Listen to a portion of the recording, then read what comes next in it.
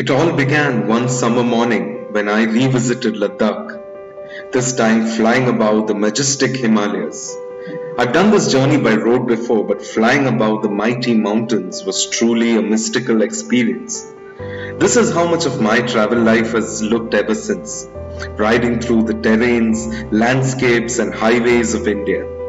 The Royal Enfield Gunmetal Grey Classic 300, a companion who has convoyed me through some of these wonderful journeys.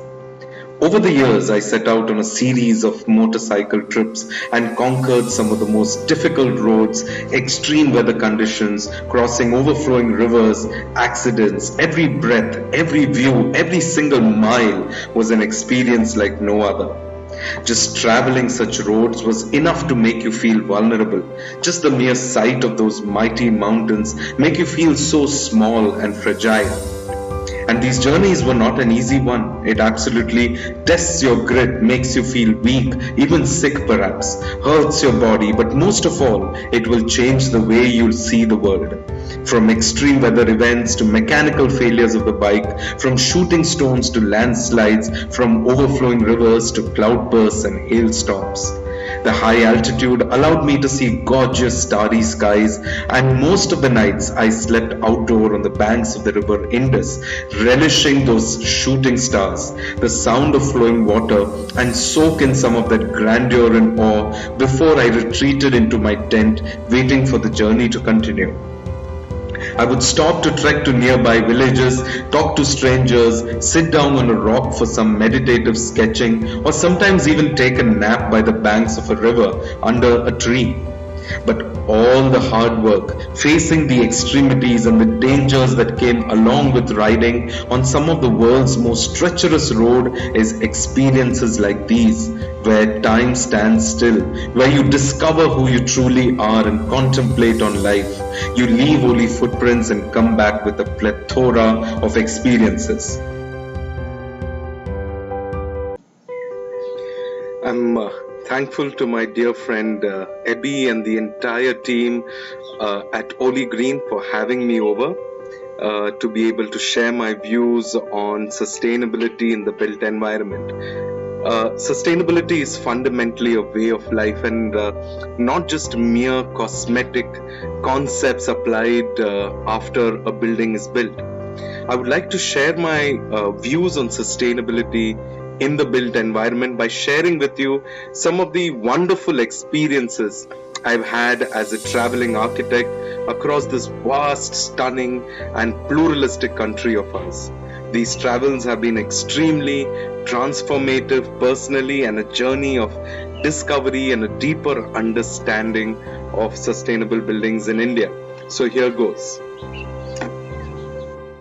I had set off on multiple trips across this beautiful, pluralistic and diverse country where every few hundred kilometers you travel, the people, the language, the clothing, the food, the spices, the culture, the festivals, the markets, the streets, the hawkers, the beliefs, the perceptions, the notions, and of course, the architecture and the design of buildings constantly change.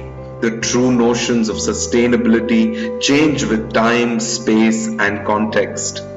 My journey started off with Leh as the starting point and going as far off to Turtuk, Surmo, even to places near Pakistan-occupied Kashmir, where eventually the army stops you from riding on. From Leh to Dras, the second coldest inhabited place in the world, the difficult weather, the landslides and life-threatening accidents I faced made the ride even more exciting. Despite such extremes, the human aspect seems to stay constant. This is vividly characterized in the buildings which he builds for himself, using an architectural vocabulary that seems absolute. The vertical stacking of the buildings on the slope of the hill results in individual houses catching the sun's rays. as the sun's rays are the natural and critical resource for survival in these cold regions. The dependency on sunlight to maintain the comfortable conditions is complemented by the traditional building materials such as earth and timber, and construction techniques with high thermal insulating properties have been used for centuries to build not just houses but also the magnificent monasteries and palaces in the region. Buildings reduce shading as much as possible to allow maximum sunlight to enter the building. They utilize heat from cooking appliances, trap heat by providing sun spaces, and thermal lag through thick drum wall construction. These timber lintels and plaster bands are the distinguishable features of the Ladakhi architecture, but their evolution is not just for aesthetical purpose. Made of layers of timber, these lintels act as thermal barrier and prevent the loss of heat due to conduction from the wall, keeping the building warm in this cold climate. I realize there's a lot of exchange of knowledge one can achieve from simple endeavors. Here you can see how small decisions such as recycling plastic bottles filled with water to build a south-facing thermal mass in a Ladakhi building can contribute to the thermal comfort of its occupants during the harsh winters, as well as help recycle plastic waste found in the river Indus. I stayed in a house for months made of a recycled jeep that once belonged to the National Geographic Channel, and used the traditional Ladakhi dry toilets with no water flushing, as water was scarce and sacred resource in these parts of the world. They couldn't afford to flush down liters of it after a heavy dump like us city dwellers. Also in winters, much of the water freezes in the pipe and the villagers needed to wait for the sun to thaw it for them. I enjoyed living with the Ladakhi youth, teaching them and learning from them in return. Living with them, learning their language, greeting them with a zule, and learning to cook Ladakhi dishes along with them was truly a delight. We held design competitions for the Ladakhi youth on decisions and choices they would make if they were to build a building in Ladakh. Working along with the Ladakhi community, the monks, the army, and some wonderful French and Japanese architects, we indulged in an educational exercise of sorts to empower, educate, and create awareness among Ladakhi locals in helping them build and communicate design concepts using local resources. To use concrete and steel as sparingly as possible and use local resources as much as possible, we try to create an awareness among the villagers on the different types of soils available and how they could carry out simple experiments to test their suitability in building. Educating them to improvise according to the situation of the site, reusing materials, and the sheer joy of sweat and labor has been a part of this elemental journey personally. Today, these villagers depend on contractors and migrant workers from other parts of the country to build their homes. Previously, they all knew how to do their own buildings. The people themselves took an active part in making them. Now they've lost their skills and they look outside for help. We worked along with the villagers to build public utility structures using local materials and revive forgotten construction techniques of the past. Here you can see how the same raw material of locally available earth can be articulated in numerous ways. It's a remarkable testimony to native knowledge where many architects are working hard to promote, propagate, and bring back from the past. The different variety of textures one can achieve from earth and different shades without adding a drop of artificial chemical.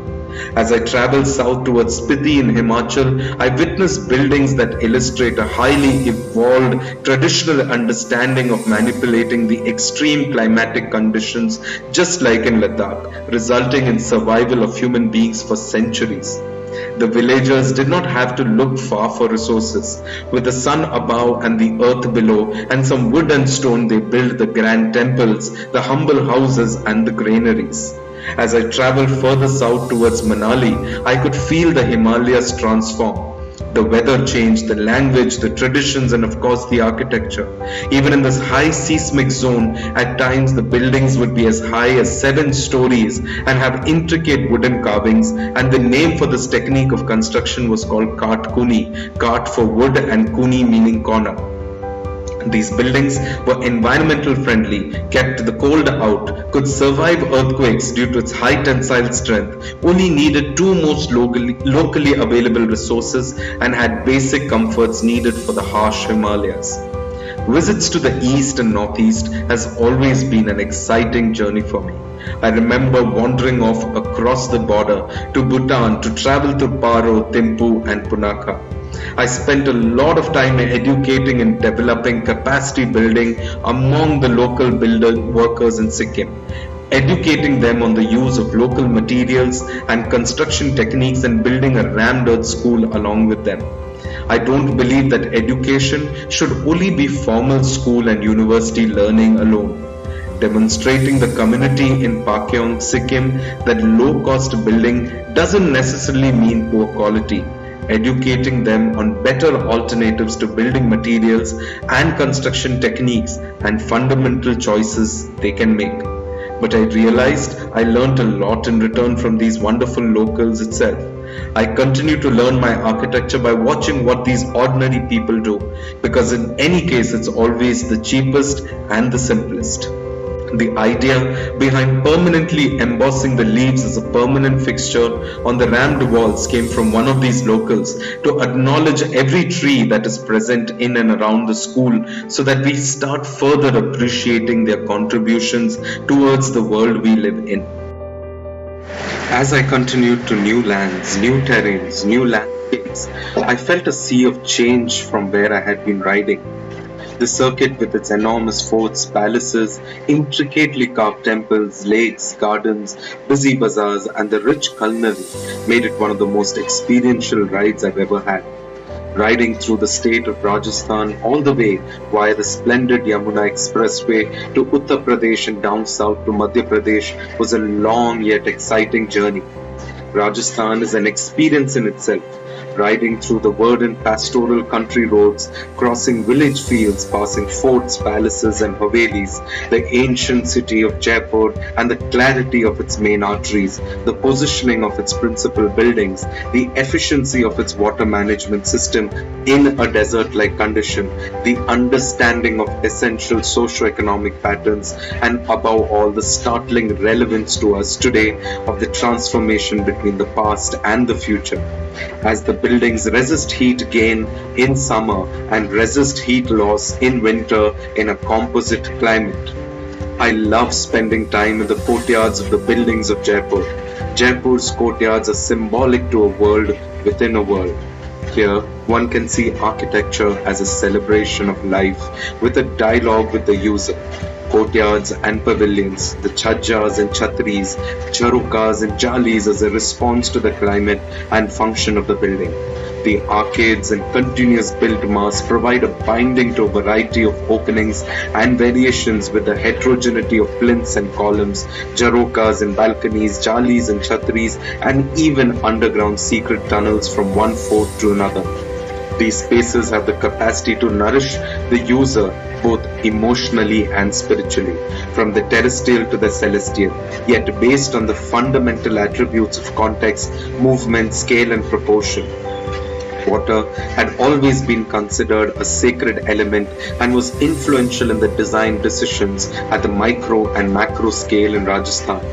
On the inside of these buildings, the onlooker is dazed with the light filtering through the stained glass openings and reflective mirror work, while the cool breeze blowing through the perforated screens provided for splendor and spectacle within, but at the same time providing visual privacy from the busy streets outside. As I rode on, I hoped to gain some spiritual distinction and attain salvation by taking a snan in the holy waters of Pushkar. Circled by some 500 odd temples, the 52 ghats of the lake connect these temples and street to the lake. Even a few dips in the Pushkar lake and a few days of rest did not give me enough respite from the severe body ache that comes along with all this riding, but the sheer excitement of traveling to the blue city kept me going. Despite the extreme hot and dry climate with sandy and rocky ground conditions, sparse vegetation comprising of cacti, thorny trees and bushes, the architecture of Jodhpur adapted to the hot and dry climate. The heat was really getting at me and I decided to keep riding on after a couple of days. On arriving at Jaisalmer, the first thing I saw was a splendid fort rising like a ship from the sands of the desert. It was one of the major trading stations along the camel caravan routes of the ancient world, and its rich merchant community shaped for itself a city of remarkable architectural and cultural value. With consistency in material and character, exquisitely carved rudiments of golden stone making up the self-shading facades of the houses, yet I observed so much variation in details to each of these stone havelis. The tightly packed massing of havelis is articulated by a composite organization of open spaces, sensitively reflecting the cultural and religious needs of the community. Jaisalmer's splendid stone mansion or havelis are organized around a central courtyard to shut out the harsh desert light and heat. Nostalgic reminder of the great caravan trade routes, the camel is still the principal means of transport in these breathtakingly beautiful dunes, where I would park my bike on the outskirts and then venture off into the desert on a camel.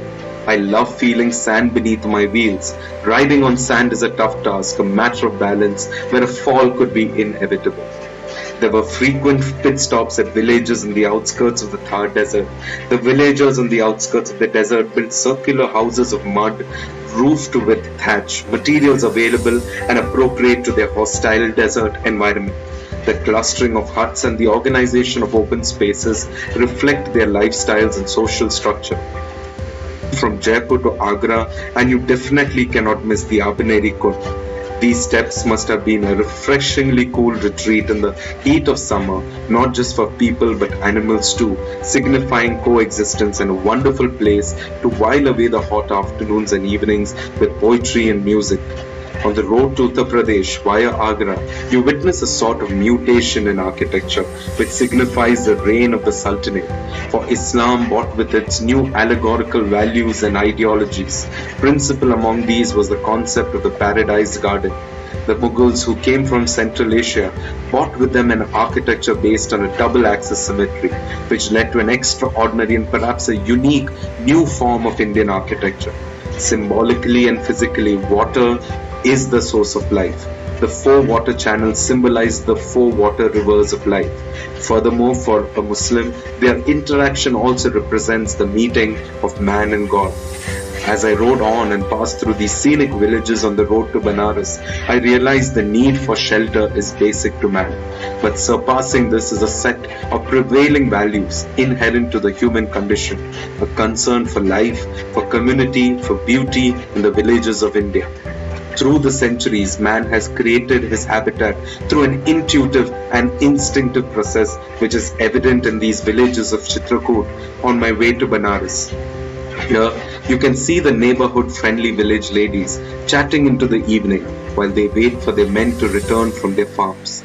I saw an incredible form of self-sustenance, self-reliance, the kind that Gandhi envisioned for the villages of India. I learned how the villagers built, repaired and maintained their houses. They used cow dung to pest control their buildings, lime to plaster them, and cob and adobe blocks to build their walls. Truly a plethora of knowledge to learn from them. Atmanirbharta and sustainability, the truest sense. I arrived once again at one of my favorite destinations in the world, the Ghats at Banaras. It's a concept with the most profound metaphysical association, for water is a giver of life as well as its dreadful taker, and rivers being among the prime sources of water were particularly significant. They became elaborate architectural constructs and the path down to the water level a ritualistic pilgrimage. One of the most moving experiences I've ever had in life was sitting there at the Dashashwamedh Ghat to witness a spectacle where the duality of fire and water are celebrated in the worship of the river.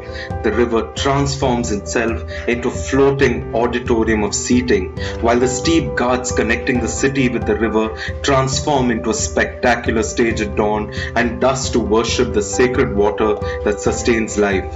As I walked along the Asi, Dasaswamedh, Manikarnika, Harishchandra and several other lifeline of ghats at Banaras all day, I could not help but stay here for days in this enchanted but one of the oldest inhabited city, which transports you to a bygone era in time and space. Each ghat was a world within a world, each with an individuality of its own, each one as auspicious as the other. When I got here from Banaras, riding through the tiger-infested forests of Panna, Khajuraho is overwhelming. Huge mountain-like temples freestanding in open space, each square inch covered with sculptures. On coming closer, you're greeted by whistling birds and parrots. One enters a medieval world inhabited by gods and goddesses, celestial maidens, apsaras and surasundaris, mythical animals, warriors, dancers and musicians, all carved on the temple walls. Khajuraho temples, like almost all Hindu temple designs, follow the grid geometrical design of the Vastu Purusha Mandala. Riding on to Orcha in Madhya Pradesh, I visited the cenotaphs of the Bundela Rajput kings of Orcha that stand like silent sentinels of history on the banks of the river Betua. Here at Orcha in Madhya Pradesh, the mandala is used to represent not a spiritual order but a very temporal one instead. In the center of the plan, dominating the entire complex, is the palace of the king himself. Yet all this is done with great inventiveness and exuberance, a masterful interaction of rooms and cascading terraces forming a kaleidoscope of voids and solids. Enclosed within an enormous courtyard, the palace complex is built on several levels with bridges connecting the suites of apartments. There is even a series of underground halls to which the Raja retreated during the summer months. As one moves up the complex, the proportion of open space increases until the topmost floor features only chhatris and ribbed domes. Traveling through the salt deserts of Bhuj to the wonderful complex of buildings in Champaner to the south via the Arabian coast, once again I witnessed a completely different world in the west. Even within a single state, I could see such diversity and pluralistic expressions. Hunarshala in Gujarat, where I take my students to sensitize them on the local values of building, is one of my favorite destinations in Gujarat. I feel in formal education too, it is extremely important to demonstrate that using local materials, being cost effective, improvising on local construction techniques is not just for the poor or the rural. I constantly strive to educate on the importance of sustainability and the importance of being local. Here you can see young architects and students working hands-on. They enjoy this participatory mode of working. The process itself is truly joyful and sustainable. A thrilling and memorable journey while riding through the western and eastern coast of India, with the mesmerizing beaches on one side of the road and the verdant mountain of the western Ghats and plains on the other. I arrived in Goa and stayed with the local family in their age-old Portuguese house with oyster shells as window panes and enjoying my cashew feni on the rocks. Here you can see the veranda of our house in Goa with traces of Portuguese influence. Essential, a single-story house with a wide veranda to keep out sun and rain, this exotic Anglo-Indian hybrid became a prototype. Arriving at my home state in Kerala and riding through the state is nothing short of an adventure too. The Padmanabhapuram and other buildings in Kerala nevertheless reveals a transformation of many influences, colonial as well as Far Eastern. The buildings of the palace are ideally suited to Kerala's humid climate, the rain sliding off the sweeping tile roofs and cool breezes wafting through the wooden jalis of its windows. Buildings here are noted for the excellence of its woodwork, its fine proportions and perfect jointing. Nails are hardly ever used in the traditional wood construction. On my trip to Hyderabad, I saw that the buildings of the old city were a testimony to the fact that Islam nurtured in India elements that have enriched our architectural vocabulary for centuries. The arch, the jali, the dome, making architecture into a thing of rich and sensuous beauty.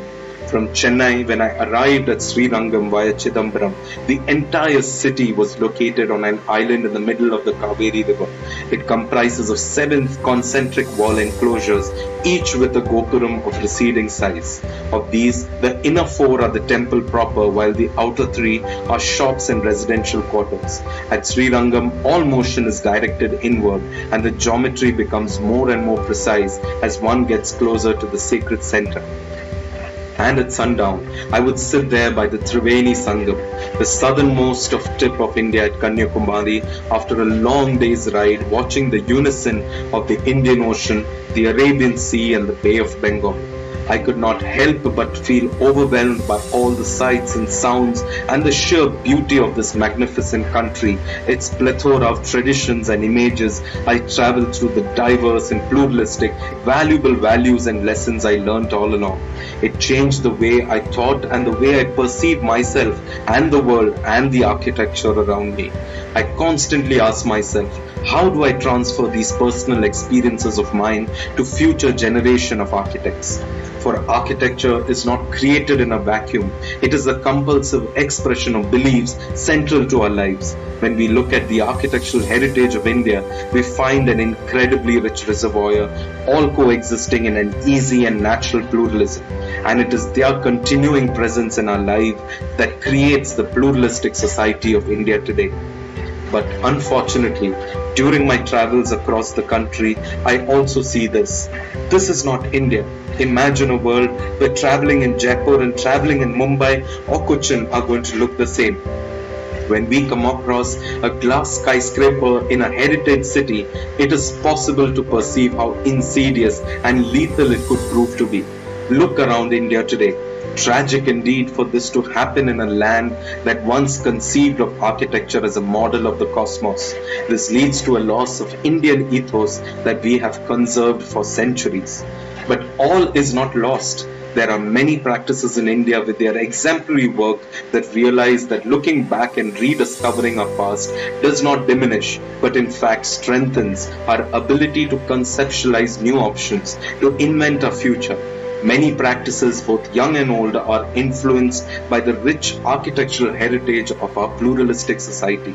It is important for the architect and engineer of today to travel, explore, and know our diverse country. Modernity is only one of the many overlays that constitute India. It is essential that the first step is an understanding of the indigenous traditions and technology of India from which the contextual design shall emerge. We don't have to go look for lessons in sustainability. They already exist around us. And this is a phenomenon happening the world over. Hence, I continue my pursuits even in the South. Even in formal education settings, rewriting syllabuses, facilitating and curating hands-on workshops, traveling along with students to teach them the values of the past. There are many diverse factors that determine architecture, ranging from function, material and technology to social and cultural values. Learning to be an architect involves understanding these many layers. Here you can see my students celebrating the process of building themselves a cob structure. What is required is to educate and create awareness amongst a whole generation of new architects and people. The architects are not meant only for the cities. The future India could have architects working in villages too. I frequently visit Auroville, for I feel it's a pilgrimage for the sustainable architect, nothing less than a sacred university. Here too, I continue to participate, facilitate and curate workshops and training for a future generation. These are a series of workshops at the Auroville Earth Institute, a participatory model of building, just like we witness in many villages in India, making the entire process of building a happiness project, allowing every participant the freedom to design, make decisions organically and concept of build free. Workshops like these develop the skills and knowledge necessary to exercise the profession. Life could be a festival of sorts, a sustainable celebration, and just like art, it could celebrate the freedom of expression. It could pursue transformation of the self and the world. And we used to pass on the knowledge and experience to even school children and get them to participate in the process right at an impressionable age. With the variation of materials in Kerala, nearly everywhere you either have laterite and granite, or brick and laterite, or laterite and mud. It's perfectly easy to mix up materials on any given site, so the possibilities for variety are endless. We tied up with locally relevant practices in Kerala like Binu Daniel, Inspiration, RGB and others to involve students in a design and build experimentation. Constant fearless experimentation and initiatives based on the values of the past, looking towards a future, are required in education. Over the years, I have come to believe it is imperative that an architect develops a sensitivity to nature and a respect for human values. I believe it is important to be a good human being than a successful professional. We had tied up with Inspiration and Sanjeev Karpe from Maharashtra and the Kerala Bamboo Corporation to demonstrate the students the possibilities of building with a material abundantly available in the state. The bamboo that was planted by the previous students were harvested. This harvested and treated bamboo became the raw materials for new structures on a campus, again built hands-on by the students. The students, architects and faculty involved themselves in the construction of their own green campus hands-on. Using recycled steel, compressed stabilized earth blocks and precast slabs, they built themselves an environmental friendly campus. During the construction of their own campus, the students are introduced to sustainable, environmentally sound practices such as renewable energy systems, energy and water efficiency, biological wastewater treatment, rainwater harvesting, ecological landscaping, and green building guidelines. A unique campus, a live-in lab for transformational learning. Not just theory of sustainability, but hands-on experience in real-life context, to offer a campus that is ecologically, socially, and economically nurturing.